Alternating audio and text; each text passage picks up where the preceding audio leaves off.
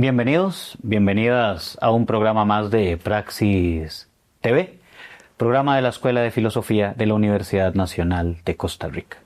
Y hoy en este espacio, el que hemos denominado Praxis TV, Diálogos Literarios, coproducción entre nuestra escuela y la editorial de nuestra universidad.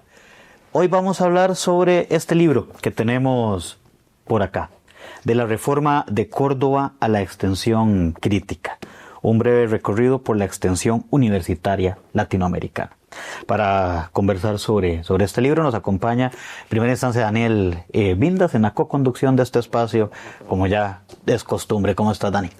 Esteban, gusto saludarlo una vez más y saludar a las personas que siempre nos acompañan en Praxis TV. Dar la bienvenida a Nuria y a Carmen.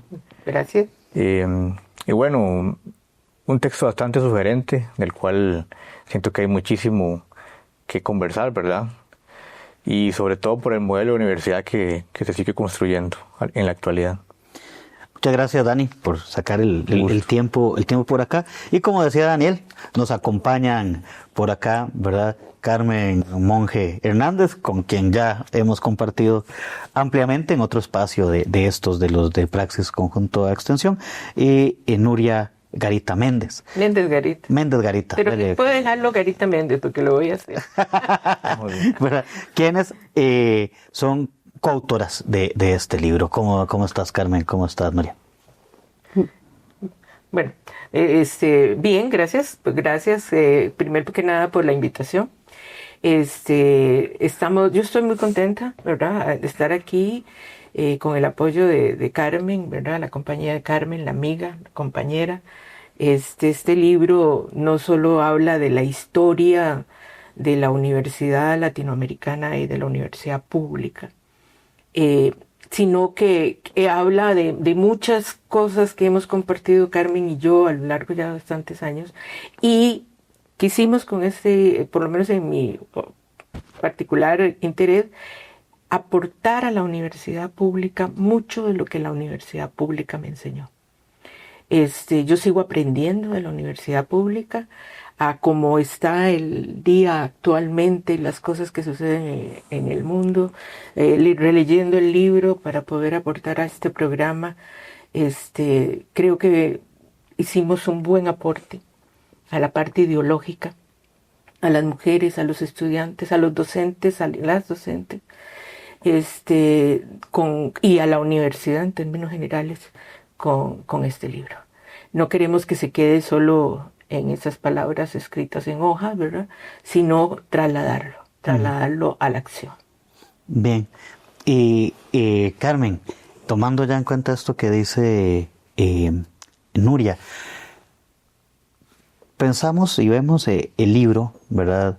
Hay que pensar, y creo yo también, digamos, la extensión es como un brazo todavía más político dentro de la universidad, ¿no? ¿Por qué este libro? ¿Por qué incluso que un libro que viene con propuesta de un curso, ¿verdad?, que va con una dirección muy concreta, ¿verdad?, de lo que busca el libro en tanto formación respecto a extensión universitaria? ¿Por qué darse la tarea de trabajar esto, como bien mencionaba ya Nuria, para dar este aporte, ¿verdad?, pero qué más ampliamos en torno a eso?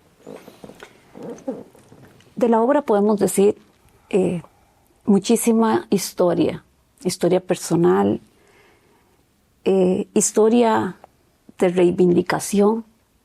Vengo de una familia rural, con padres no escolarizados, de una vida bastante difícil. Me encuentro con mujeres en el camino que me han abrazado, que han compartido su conocimiento, que me han protegido.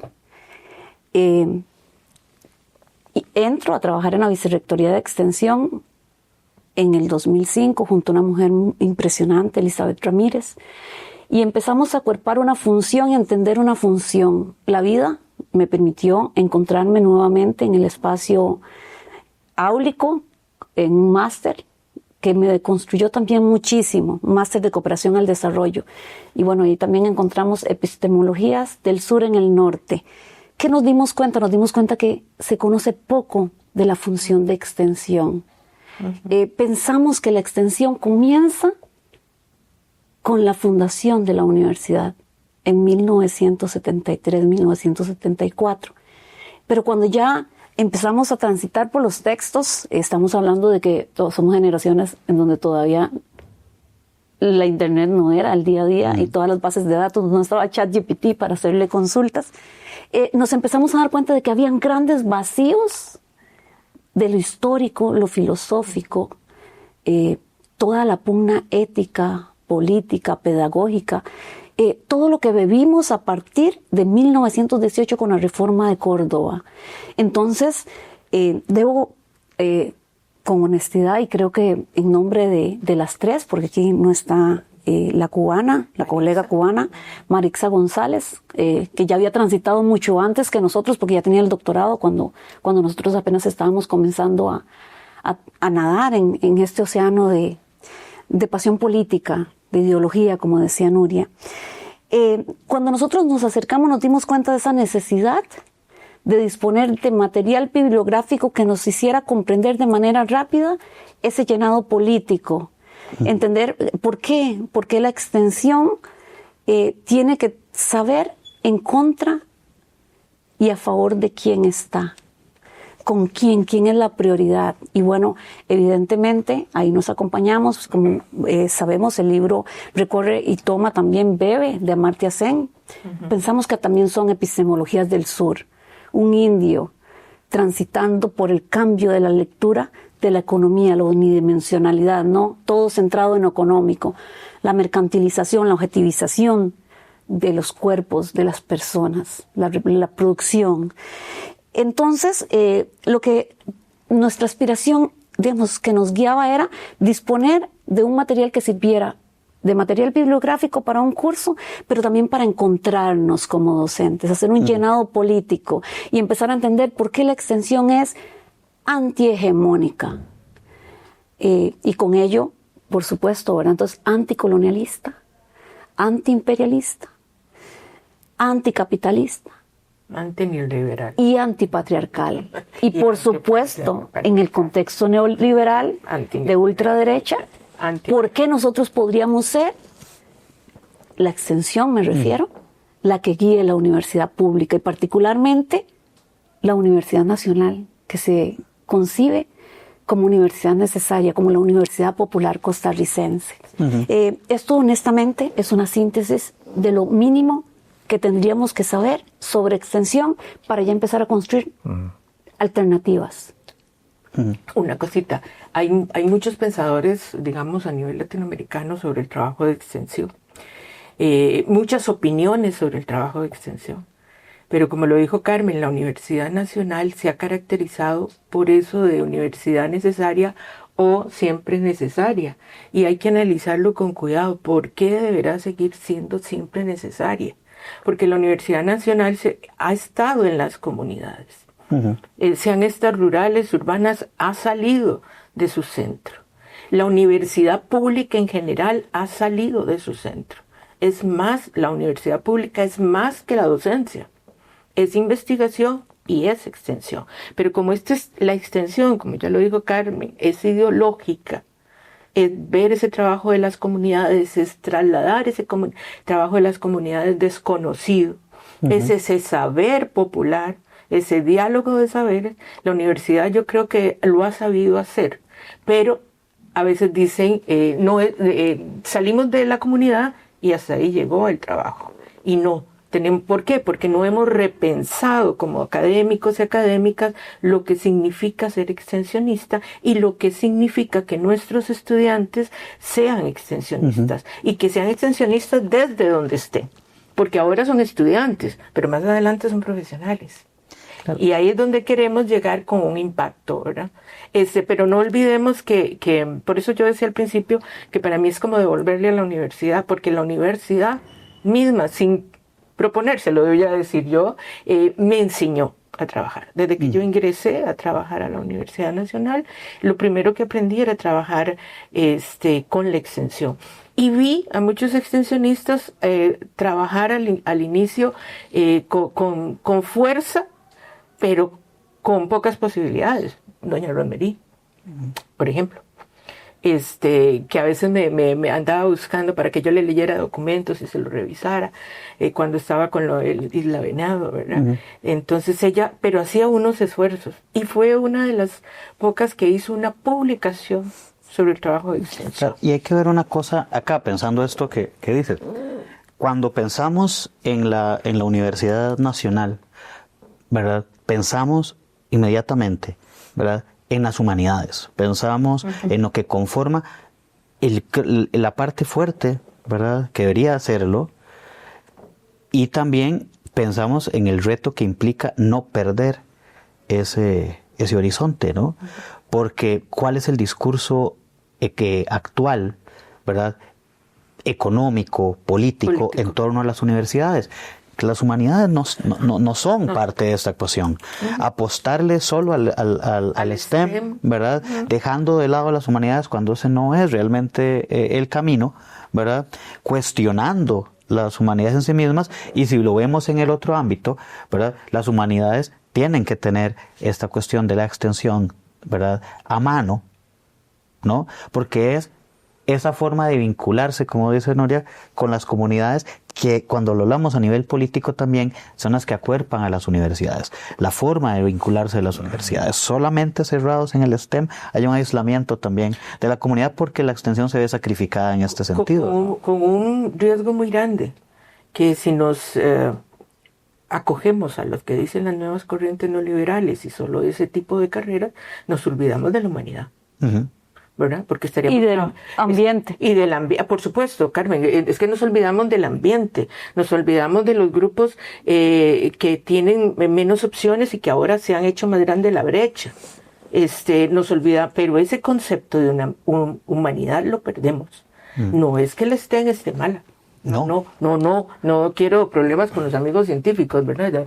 Pero con los científicos químicos, no, nada de eso, porque somos universidad en el sentido amplio, podemos trabajar, nosotros lo mencionamos en el libro, podemos hacer esa articulación, ¿verdad? Podemos hacer, y de investigaciones puras pueden salir proyectos de extensión, y de extensión pueden salir proyectos de investigación. Eso es absoluto, ¿verdad? Pero sí tenemos que tener cuidado, y y lo digo ya no como autora, lo digo como ciudadana, de no perder esa humanidad, de no perder esa fe que tenemos en el ambiente, en las mujeres, en los grupos que miran por el colectivo, no que miran por grupos pequeños y privados. Claro. ¿Verdad? Cuando nosotros nos acercamos, por ejemplo, en la página 17 del libro, hicimos la recuperación de la historicidad de la extensión. Y allí incluso hacemos una lectura histórica de cómo nos arrolló el sistema hegemónico.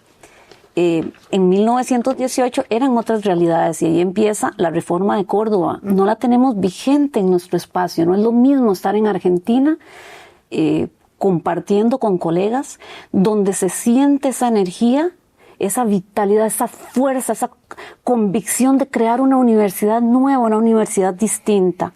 Y es que no es solo autonomía, es libertad de cátedra. Esa libertad de cátedra tendría que ser la oportunidad para hacer la integralidad de las funciones en el espacio formativo, que no lo estamos logrando. Básicamente, creo que ahí empieza ese disgusto en 1960 por allí que nace la corriente de Freire. Uh-huh. Y ahí es cuando Freire, Darcy Ribeiro, que de ahí viene universidad necesaria. ¿Universidad necesaria para quién? Ajá, y se da toda esta conceptualización de qué es extensión. Para mí los mejores conceptos de extensión, sin despreciar los avances que hemos tenido, probablemente estuvieron ahí en 1970, 1972, que tenemos, de hecho podríamos retomarlo, el concepto que se creó en alguno de los congresos que se hicieron.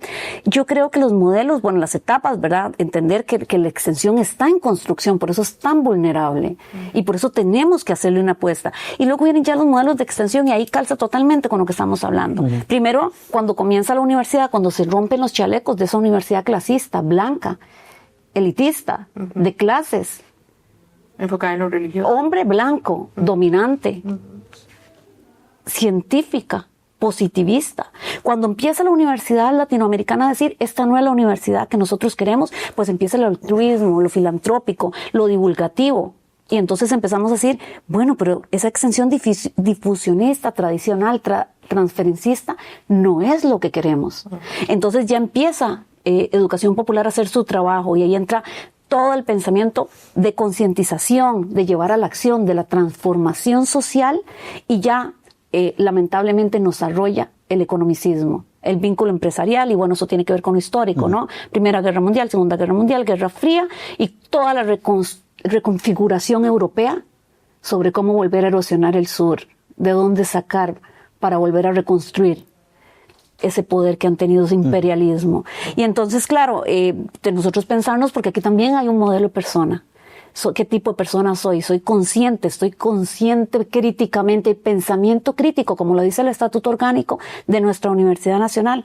Por eso la extensión es misión, es función y es proceso. Y es creo que primordialmente es una misión. Tenemos que hacer el primer corte, ya se nos fueron los primeros 15 minutos rapidísimo, ¿verdad?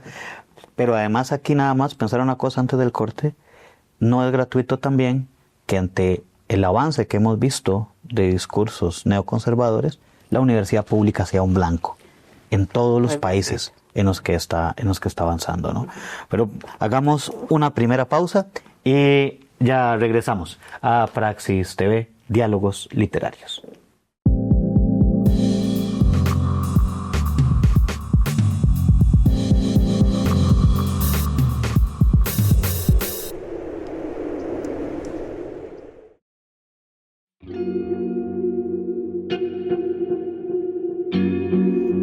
¿Te has preguntado alguna vez qué es la filosofía?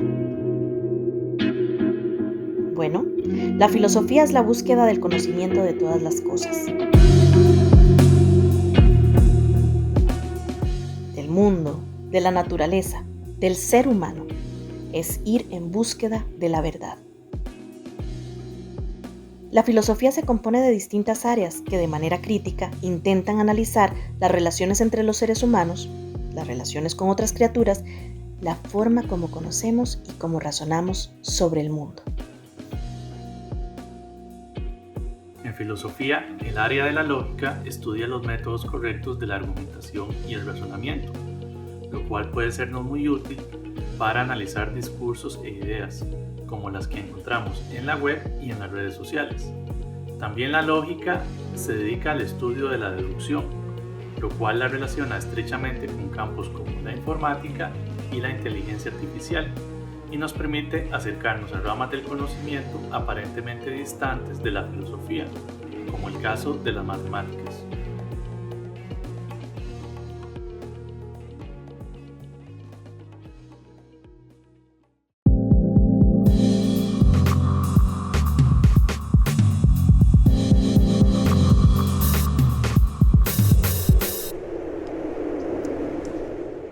Bienvenidos, bienvenidas de nuevo a Praxis TV, Diálogos Literarios, coproducción de la Escuela de Filosofía y la editorial de la Universidad Nacional de Costa Rica.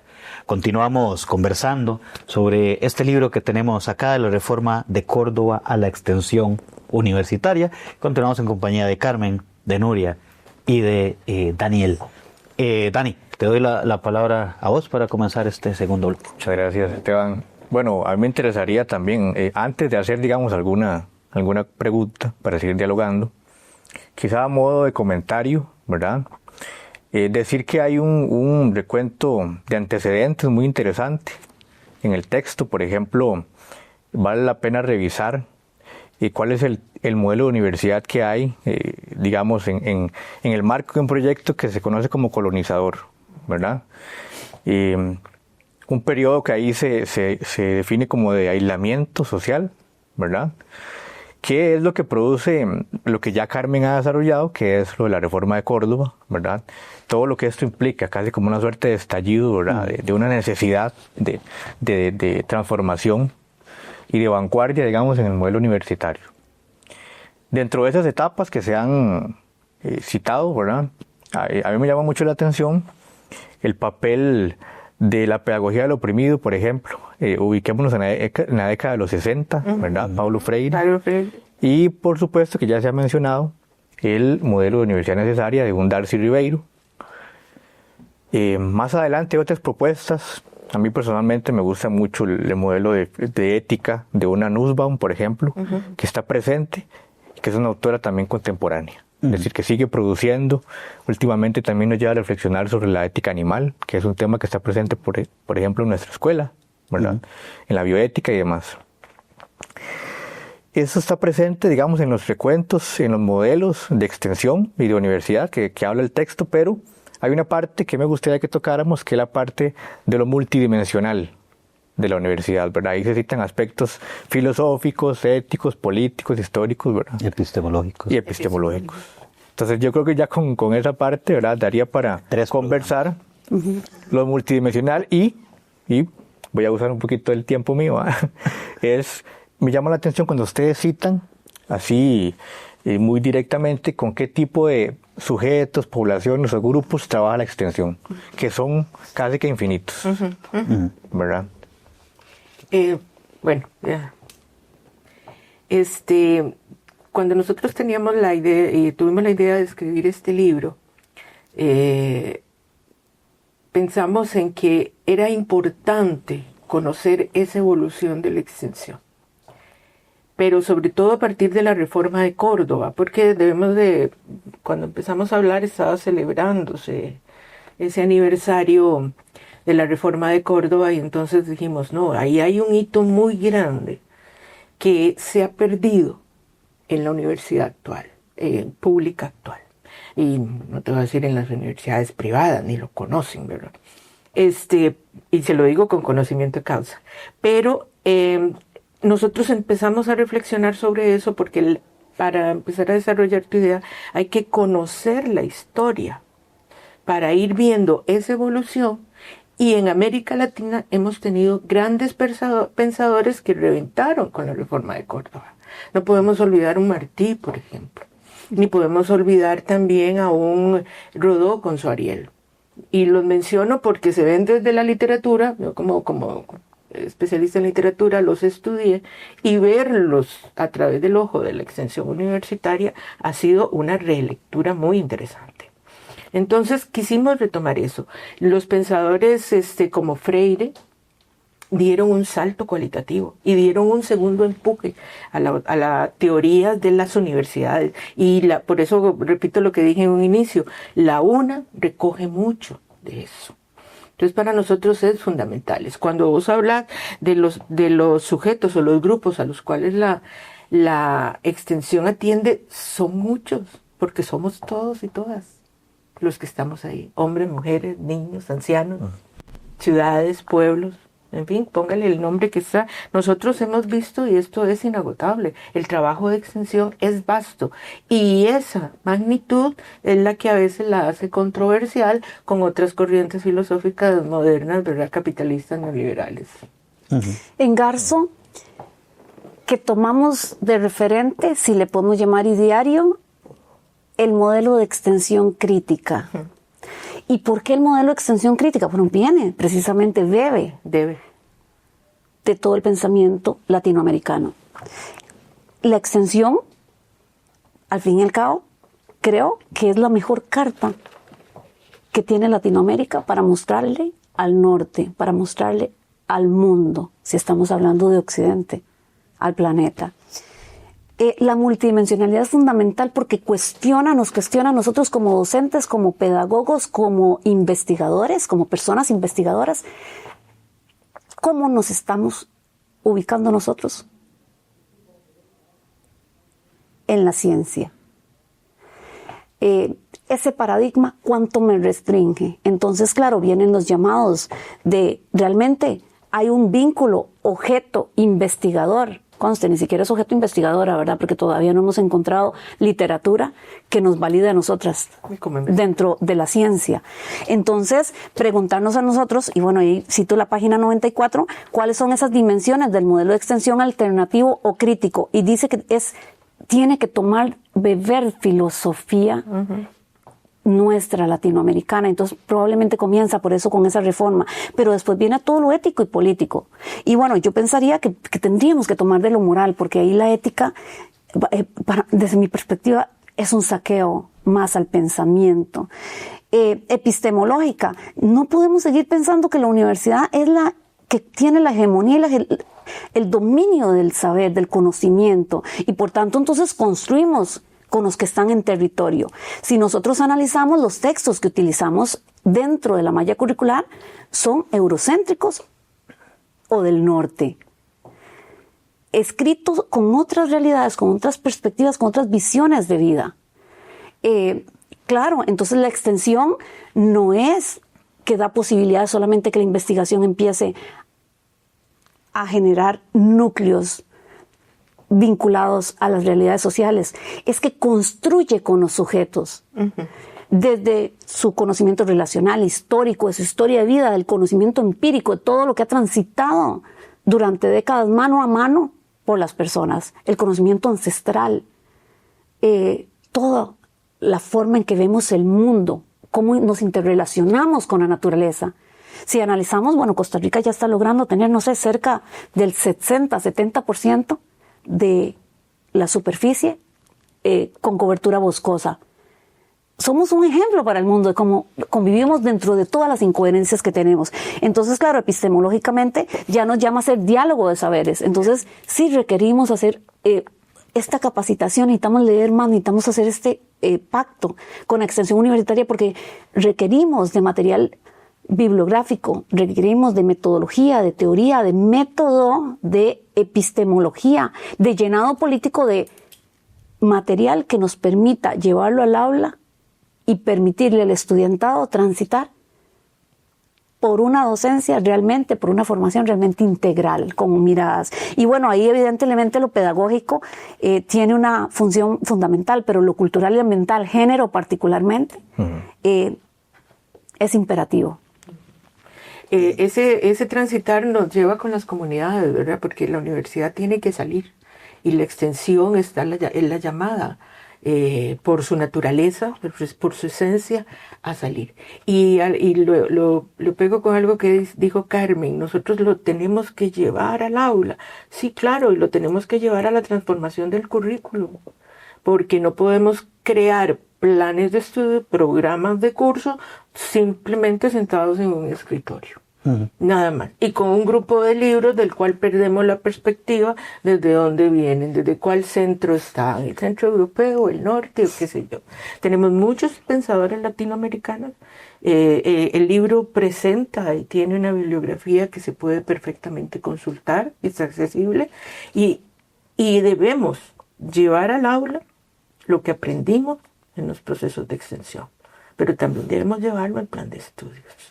Y es ahí una de nuestras propuestas, ¿verdad? Por esa multidimensión que tiene la extensión, por esa búsqueda de los saberes ancestrales perdidos latinoamericanos. Nada más, y sobre todo por esa voz de la palabra de la mujer. Que no nos entiendan que venimos aquí con la posición de solo defender a las mujeres, no, pero resulta que es la mujer como tal la que descubrió la agricultura, por ejemplo, ¿verdad? O la que en el Cusco es la que ha retomado todos los saberes ancestrales para traer el tinte a sus telas, y por eso se mantiene. Entonces son procesos que nosotros debemos aprender desde los grupos que se atienden, desde los diversos sectores, desde los excluidos, desde, como lo dije, que también ahí mencionamos, y parece infinito, pero es que somos una sociedad. Y en esa sociedad está nuestro reconocimiento. Creo que extensión no solo nos lleva a repensarnos dentro del espacio público de manera rigurosa y de manera coherente, de manera ética, sino que nos lleva a que esa persona que se configura no puede mantener una vida en privado distinta a la que mantiene en lo público. Por eso la extensión transforma a cada persona. Aquí hay una cosa, de verdad, que me parece que es importante también rescatar, y que también ahora en el bloque anterior Nuria lo mencionaba. O sea, cuando se habla de los conocimientos ancestrales, cuando se habla de la filosofía o el conocimiento latinoamericano, cuando se habla de la extensión, no se está hablando en términos de una anulación de la investigación, una anulación del conocimiento europeo, una anulación de lo otro, sino más bien buscar unas formas de equilibrio, ¿verdad?, donde se planteen posibilidades de dialogar y de construir precisamente. Porque hay un modelo hacia el cual se nos empuja que más bien es la anulación de todo esto otro, más bien, ¿verdad? De anular el conocimiento ancestral, de anular el conocimiento situado, de anular incluso la posibilidad de la extensión universitaria para privilegiar esos otros espacios que más bien se buscan esas posibilidades de equilibrio. Me parece que es importante también, ¿verdad?, mencionar esto, porque se suele tergiversar, ¿verdad?, el intento de posicionarse, ¿verdad?, como querer darle vuelta a la tortilla, ¿no? Esteban, ese es más del pensamiento también hegemónico. No vamos a cambiar relativamente la docencia, lo hemos demostrado en 100 años. No hemos invadido el espacio de investigación. Ellos tienen la hegemonía. Nosotros no estamos pidiendo que se pongan abajo esas dimensiones. Nosotros estamos pidiendo que la dimensión, la función de extensión, al menos mantenga, se suba en equidad, en igualdad, con investigación. Claro. Estamos hablando que menos del 1% del presupuesto se destina a extensión y apenas 5% a investigación. ¿Qué quisiéramos? Que 10 tuviese investigación, 10 la tuviese también extensión. Y efectivamente hay un paradigma detrás. No estamos diciendo que no se requiera incluso investigación disciplinar, ahora que estamos hablando de multi, inter y transdisciplinar, se necesita de comprensiones puras, si se puede llamar así, de una disciplina como tal. Se requiere de investigación de calidad, con pertinencia, que se pueda llevar a la calidad de vida, al bienestar, a la protección del ambiente. Pero requerimos sobre todo que una buena parte del trabajo académico que se haga vaya a favor de las personas que están fuera de la universidad. Y yo creo que ahí, más allá de pensar que tenemos que ir a las comunidades, tenemos que empezar a ver cómo traemos las comunidades, cómo abrimos los muros. Todavía estamos en la Reforma de Córdoba. Todavía tenemos muros que construimos, pensamos que estamos en la Torre de Marfil y que somos los que tenemos el conocimiento y la validez. No sabemos incluso comunicar lo que estamos logrando, las grandes contribuciones de esas universidades públicas costarricenses no son conocidas por nuestras comunidades, no son entendidas. Y ahí hay un dominio, ¿verdad?, de todos los medios de comunicación en contra de las universidades, cuando las universidades, por allí hemos pasado personas, como lo mencionábamos al inicio, que no teníamos posibilidades de movilidad, de ascenso social, de ser partícipes. Y bueno, imaginamos una universidad en torno a la cultura, no en torno a un mercado laboral. Y bueno, ahí sí rompemos. Y claro, la extensión significa tomar la investigación, la docencia, porque tiene fines formativos integrales, tomar la investigación y la docencia para hacer un diálogo problematizador, como lo plantea Freire, que nos lleve a tomar objetos. Y por eso es política, porque no son cualquier objetos. Estamos hablando sentidos de lo político, cambios en las relaciones de poder, interrelaciones que se dan en los procesos educativos versus procesos sociohistóricos, saberes experienciales y sentido común. Es que hemos dejado por fuera todo lo que representaría la posibilidad de desmercantilizarnos, despatriarcalizarnos y descolonizarnos.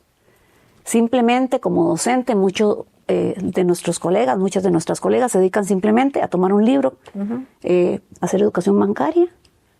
Los investigadores les encanta estar en laboratorio porque así publican y así pueden tener ascenso, más prestigio, los invitan a todos lados para que presenten sus hallazgos, porque son dentro de un paradigma muy cuantitativo, que no dice de las particularidades de las personas que están con mayores desigualdades, quedan oprimidos, excluidos, y ahí entran todo el colectivo no heteronormativo. Quedan por fuera adultos mayores, personas que no tienen capacidades económicas para hacer su defensa, extranjeros que están migrando, que están en calle, las personas en condiciones de calle, prostitutas. Quedan todos aquellos que de alguna manera incomodan a esta sociedad cruel, si lo usamos palabras de Rita Segato, ¿no? No, agreguémosle ahora la situación actual que estamos viviendo, los problemas fronterizos. Tenemos las comunidades fronterizas y las hemos tenido muy alejadas y aisladas. ¿Dónde crees que están mandando entonces a los inmigrantes de Estados Unidos, verdad? Si no es cerca de la frontera sur con todo un mensaje, ¿verdad? Con todo un mensaje. Cuando yo trabajé en la División de Educación Rural, si hay algo que aprendí fue el trabajo en las zonas fronterizas. Particularmente aquellas cercanas a las comunidades indígenas. Claro. Que siguen siendo abandonadas. Y es una realidad totalmente diferente. Y entonces son de las cosas que debemos de atender. Claro. Debemos de atender para eso. Pero además, alguno de ustedes mencionó, creo que fue Carmen en un inicio, está en el estatuto, ¿verdad? Que el desarrollo del pensamiento crítico, eso nunca lo debemos olvidar.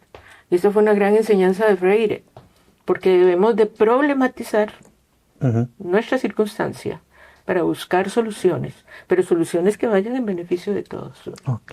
Vamos a hacer una segunda pausa y ya regresamos nos queda el último bloque, hay todavía bastante que conversar, ¿verdad? Así que vamos a tener que a ver cómo nos organizamos, ¿verdad? Pero ya regresamos, vamos a hacer una breve pausa y ya regresamos a Praxis TV, Diálogos Literarios.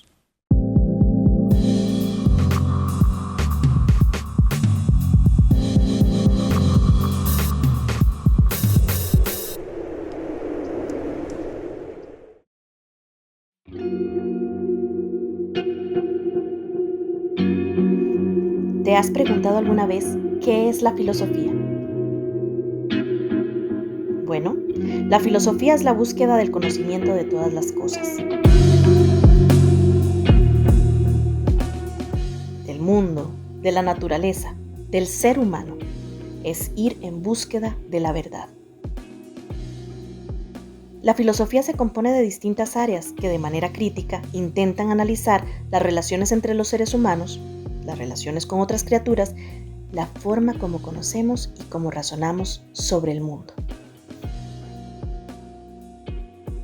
Si algo puedo asegurar es que en filosofía se sale con más dudas que respuestas, ya que lo impulsa a uno a investigar a fondo las cosas y a no quedarse con las apariencias de ellas. En lo personal, me ha permitido ir desarrollando un pensamiento cada vez más crítico y me ha ayudado a desarrollar una perspectiva propia de las cosas, una que no dependa de ideologías. Por lo general, las cosas no son como parecen y por esta razón es que sospechamos de ellas. Por estas y otras razones, consideramos la filosofía una gran elección y es por esto que le invitamos a que la tomen como una opción. Ingresé a filosofía porque quería comprender el mundo y en ella he encontrado mucho más que esto. Realmente ha sido una gran experiencia.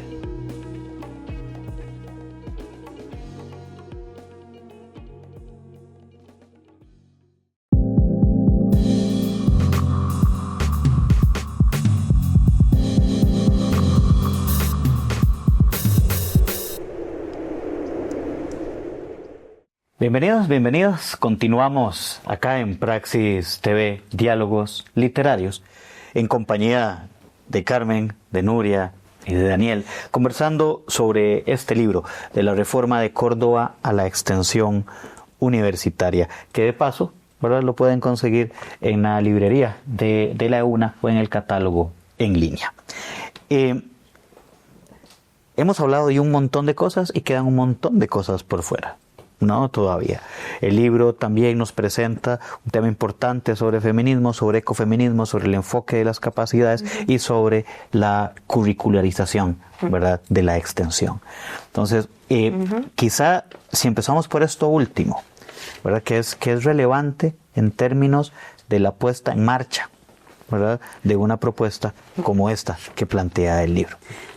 La cuna de la curricularización no es casualidad, está cerca del gran sismo que fue la Reforma de Córdoba.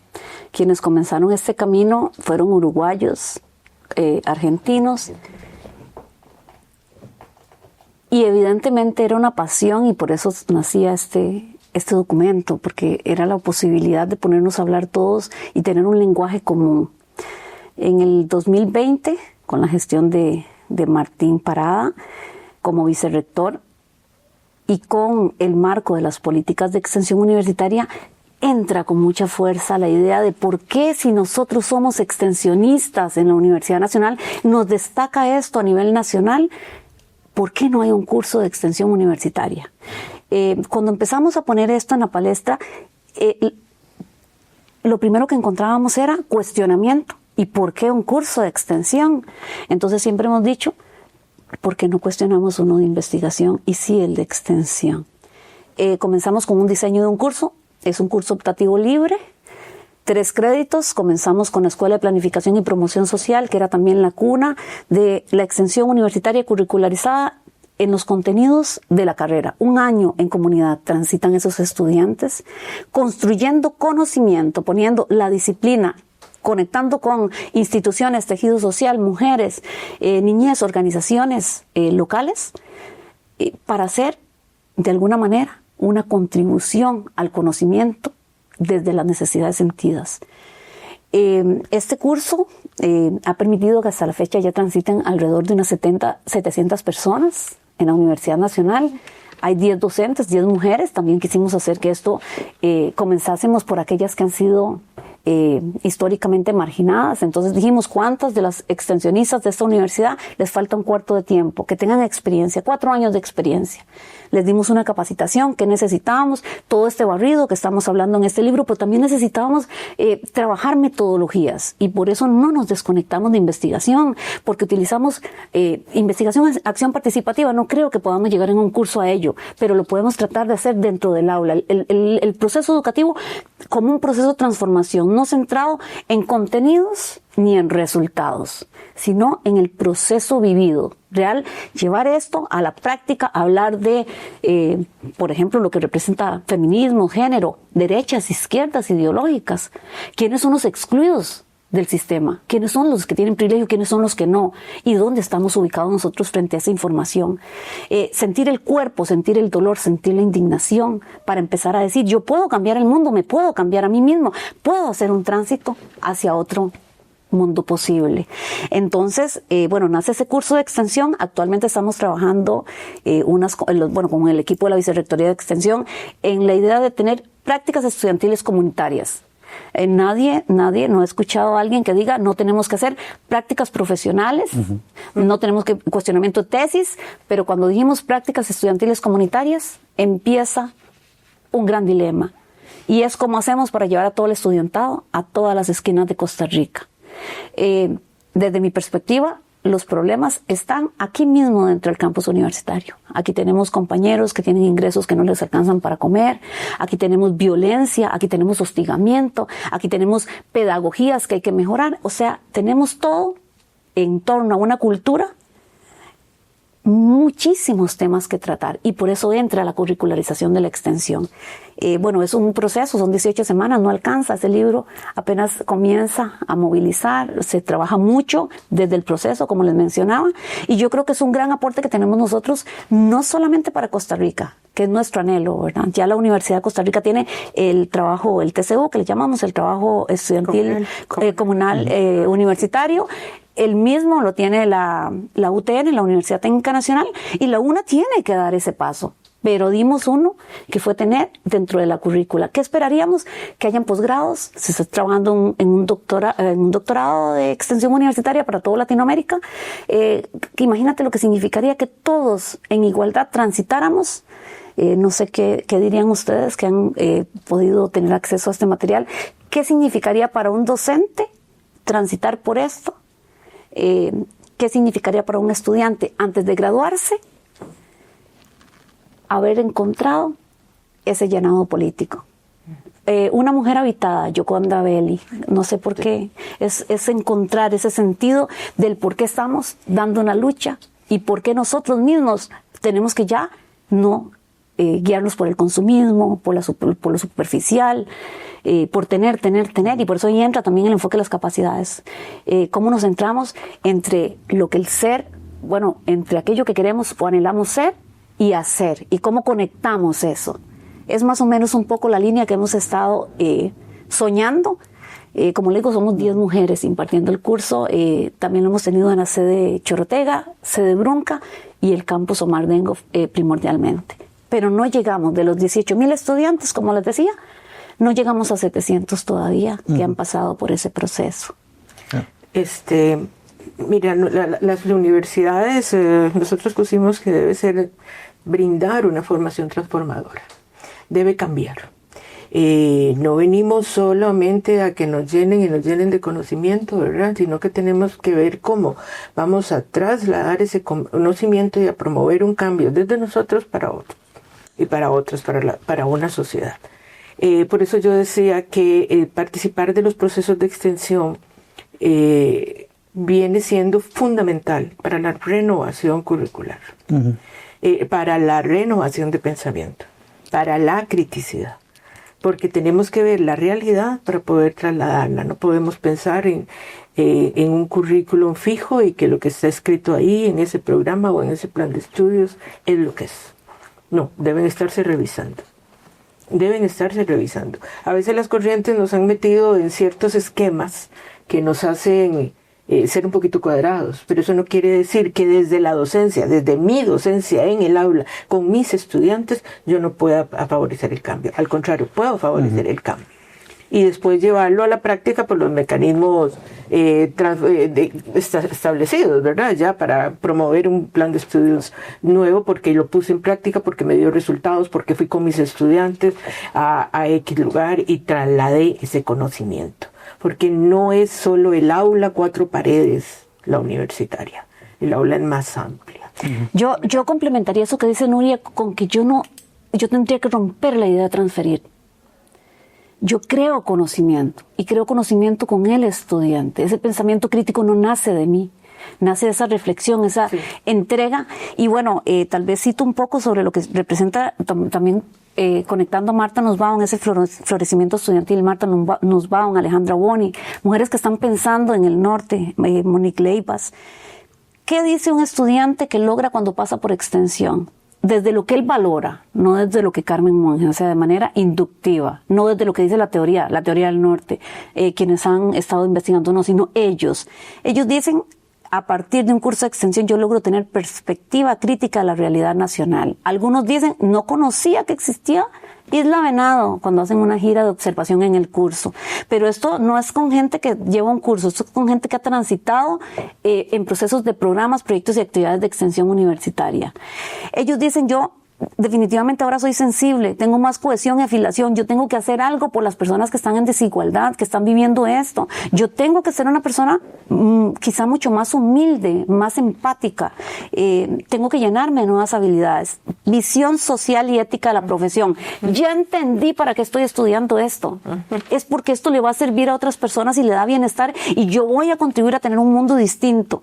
Evidentemente habilidades diversas, desde autoestima, creatividad, las personas empiezan a darse cuenta que tienen que comunicar, que tienen que romper con el miedo de hablar, el lenguaje, la perspectiva propia, crear material didáctico, participar a los demás de lo que tiene dentro, reflexibilidad emocional. O sea, yo definitivamente no puedo actuar si no me conecto con lo que está dentro de aquello que es. Y bueno, agente de cambio, que es lo que Amartya Sen dice que es la capacidad superior, que es cuando yo soy capaz no solamente de hacer cambios para mí misma, para mi bienestar, de manera individual, ¿verdad? De manera quizá egoísta, sino yo digo, no, un momento, yo puedo cambiar, yo puedo dejar de abrir latas, yo puedo dejar de tener cosas que no necesito, yo puedo dejar de ir como un tren pasándole a las personas.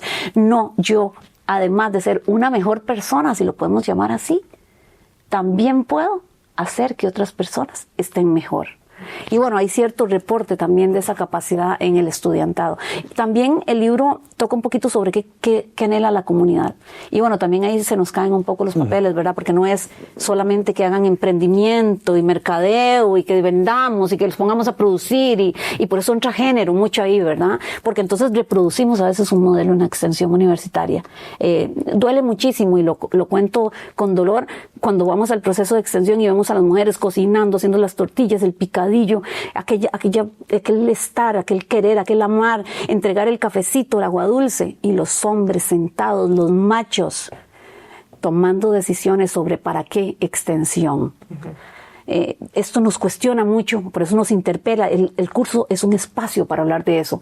¿Cuáles son los roles que se han entregado históricamente al hombre y la mujer? Y entendernos que todos somos feministas, porque todos pasamos por un útero, porque todos, de alguna manera, tenemos que preocuparnos por la vida.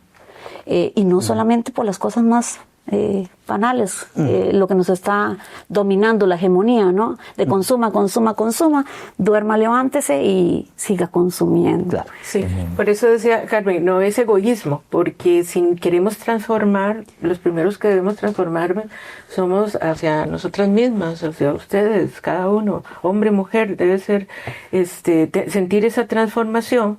Y ya cuando te entendemos que necesitamos una extensión que transforme la universidad, que transforme al docente, que transforme al estudiante, estamos en otro nivel, ¿verdad? ¿Qué es lo que pretendemos? Bueno, que empoderamiento. Empoderamiento mío como docente, como académica, como mujer. Empoderamiento del estudiante, un estudiante crítico, un estudiante que analice, que reflexione. Empoderamiento comunal, empoderamiento de todo un cuerpo docente, no de uno, sino de todo. Es que es un trabajo colectivo. Trabajar en extensión no es individualismo. Trabajar en extensión es colectividad. Y eso hemos querido trasladarlo a través del libro, ¿verdad? Como algo muy, muy importante, porque nosotros lo que queremos es buscar esa equidad.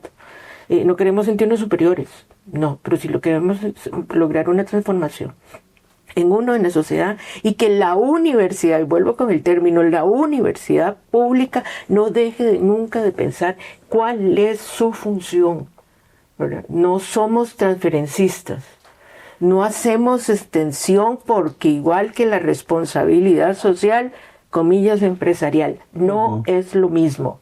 Exacto. Y ahí tocamos nosotros en el libro, hacemos una referencia. Sabemos que hay estudios de posgrados que dan extensión, responsabilidad social, ¿verdad? Y hacen ese énfasis, perfecto, pero eso es el mercantilismo, la economía, el neoliberalismo, el capitalismo. Es maquillaje. Es maquillaje, es donde nos quieren como universidad torcer el brazo. Y no, momentico, hay una gran diferencia. Claro. Hay una diferencia abismal entre una cosa y otra. Totalmente. Sobre todo cuando pensamos, a ver, que los cambios estructurales son sumamente necesarios. Y complejos. Y además, a ver, las condiciones materiales en las que las personas viven, ¿no? Yo me acuerdo una de las últimas conferencias que da Freire, donde él está sentado con un montón de gente y cuenta una historia donde va a dar un taller en una comunidad y se le acerca una persona y le dice, ¿tienes un pancito? Le dice, no, yo vengo a hablar de epistemología. Entonces el otro se vuelve y le dice, pues vete a la mierda con tu epistemología, yo lo que necesito es un pancito. O sea, lo que tengo es hambre. Exactamente, no es una cuestión que no se puede perder de vista.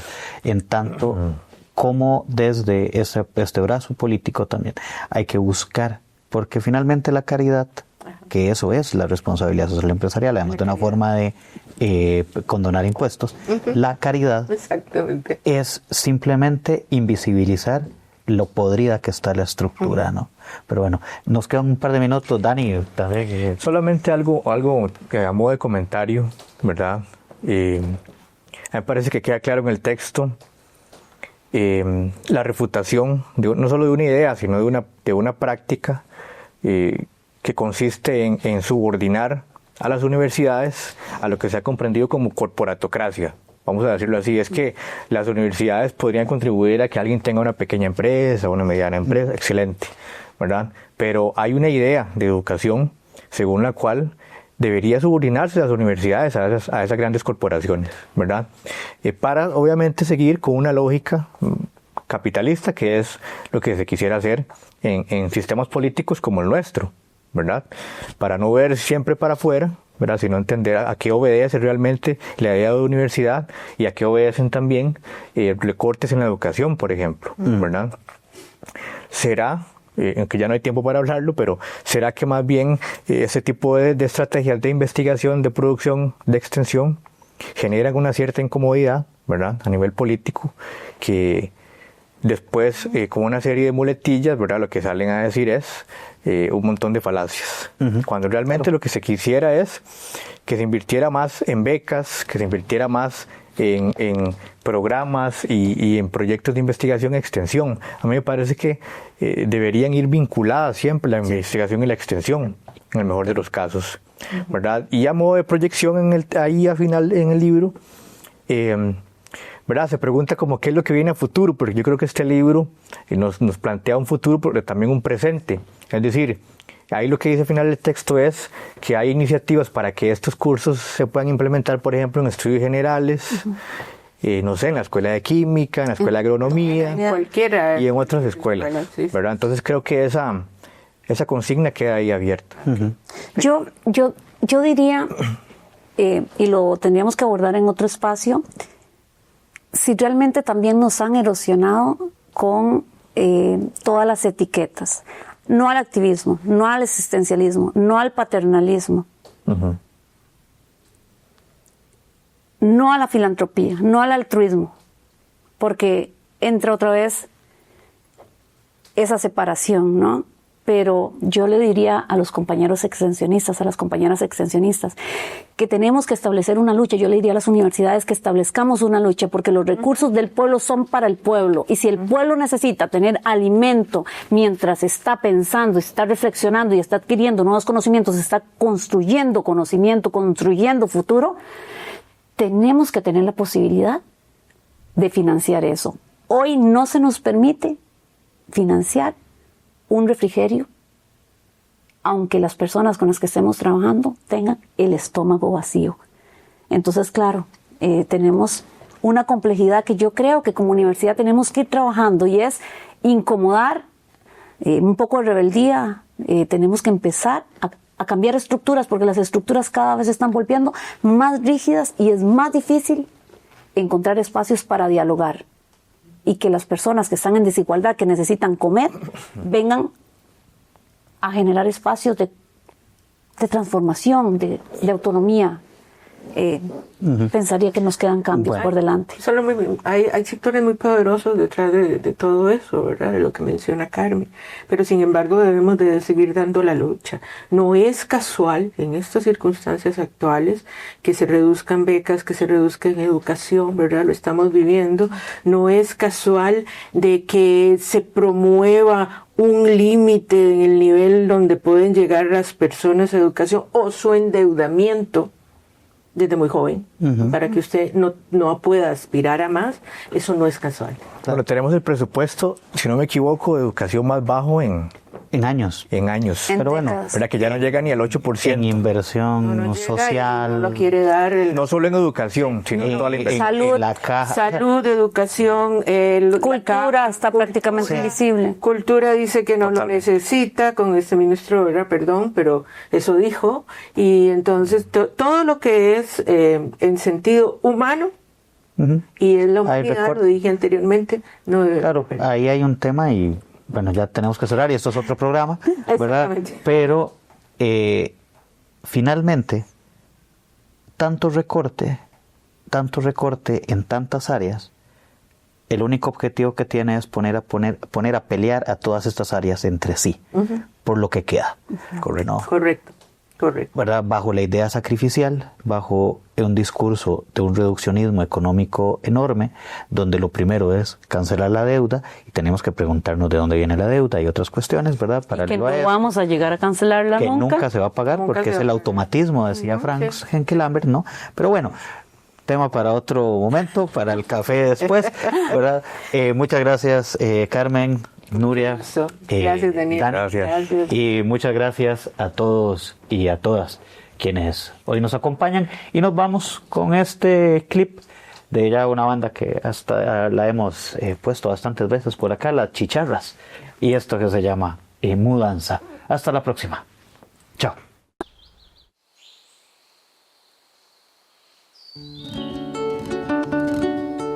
Vengo de un pueblo sin viento, donde el sol de enero saca flores lilas a bailar. Es diferente este lugar, hay flores amarillas que adornan la ciudad.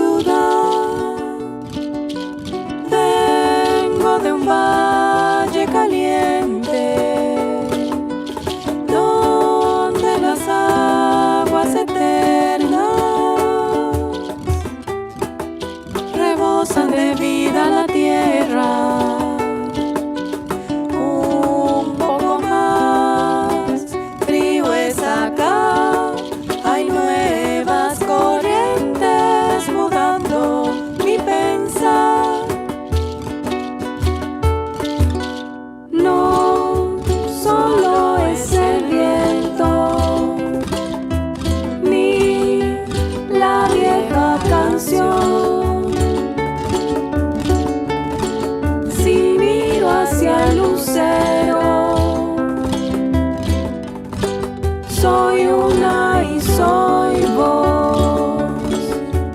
No solo es el viento, ni la vieja canción. Si miro hacia el lucero, soy una y soy vos.